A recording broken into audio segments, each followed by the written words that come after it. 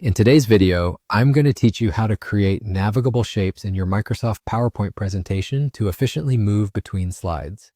Whether you're presenting in front of an audience or preparing a streamlined slideshow, learning how to hyperlink shapes can enhance your presentation's functionality. First, you'll want to open your Microsoft PowerPoint presentation file. Ensure that the presentation you are working on is the one where you'd like to add these navigational features. Once you've got your file open, direct your attention to the top menu and locate the Insert tab. Clicking on the Insert tab will open a range of options that you can add to your slides. Next, you'll look for the Shape button within this tab. Clicking on this will reveal a plethora of shapes to choose from. For our example, we'll be selecting two arrow-shaped options, a left arrow for going backward in the presentation, and a right arrow for advancing to the next slide. Once you've picked out your shapes, simply click and drag them onto your slide to place them.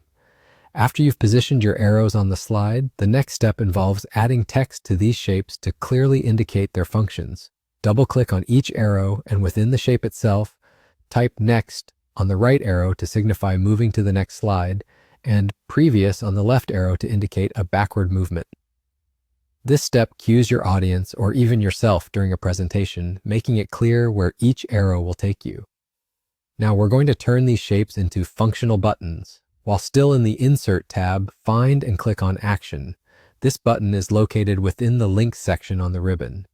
Clicking this will bring up the Action Settings dialog box, which is your gateway to adding interactivity. Within the Action Settings, select Hyperlink to, and in the drop-down menu, choose Slide. This selection will open another window presenting all the slides available in your presentation. For the right arrow, you'd choose the slide that follows the current one, establishing a link to navigate forward. Similarly, for the left arrow, select the previous slide to enable backward navigation. Once you've designated the proper slides for each arrow, simply hit OK to confirm your settings and return to your presentation workspace.